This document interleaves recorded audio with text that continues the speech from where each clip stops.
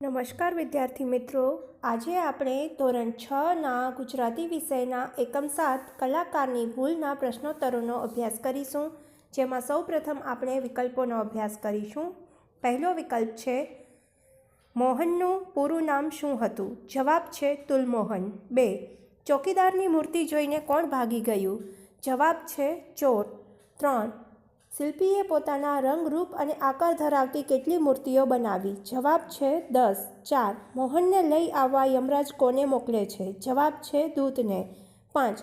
મોહન ક્યાં ઊભો રહી જતો જેથી દૂત તેને ઓળખી ન શકે? જવાબ છે મૂર્તિઓની વચ્ચે। હવે આપણે ખરા ખોટાઓનો અભ્યાસ કરીશું, જેમાં પહેલું છે મોહનને લોકો મનમોહન કહીને બોલાવતા। ખોટું। 2. શિલ્પીના મામા તેને બજારમાં મીઠાઈ લેવા લઈ ગયા। ખોટું। 3. મોહન અદ્ભુત મૂર્તિઓ બનાવતો હતો। ખરું। 4. મોહને એક વખત ઘરના દ્વાર પાસે ચોકીદારની મૂર્તિ બનાવી મૂકી દીધી। ખરું। 5. દૂતને ખાલી હાથે આવેલો જોઈ દેવરાજ ગુસ્સે થયા। ખોટું।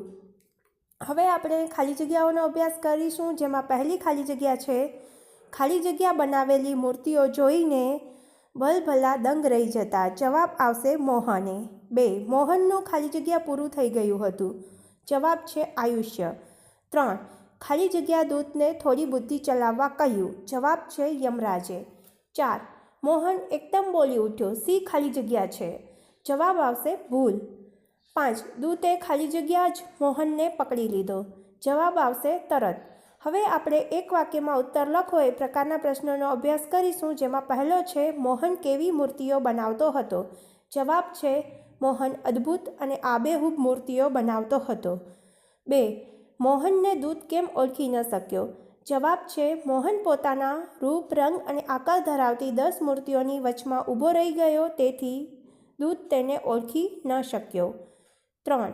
ચોકીદારની મૂર્તિ જોઈને ચોર શા માટે ભાગી ગયા? જવાબ છે મોહને ચોકીદારની મૂર્તિ એવી આબેહૂબ બનાવી હતી કે ચોર એને સાચો ચોકીદાર માનીને ત્યાંથી ભાગી ગયા। 4. મોહનને શું સ્વપ્ન આવ્યું? જવાબ છે મોહનને સ્વપ્ન આવ્યું કે કાલે તેનું મૃત્યુ થવાનું છે। 5.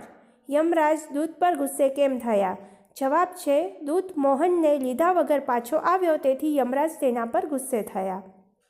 હવે આપણે વ્યાકરણને લગતા પ્રશ્નોમાં સૌપ્રથમ સમાનાર્થી શબ્દોનો અભ્યાસ કરીશું, જે આ મુજબ છે। દ્વાર શબ્દનો સમાનાર્થી શબ્દ દરવાજો છે। વૃદ્ધ શબ્દનો સમાનાર્થી શબ્દ ઘરડો છે। યુક્તિ શબ્દનો સમાનાર્થી શબ્દ તરકીબ છે। ચતુર શબ્દનો સમાનાર્થી શબ્દ હોશિયાર છે। તુચ્છ શબ્દનો સમાનાર્થી શબ્દ હલકું છે। આંખ શબ્દનો સમાનાર્થી શબ્દ નયન છે।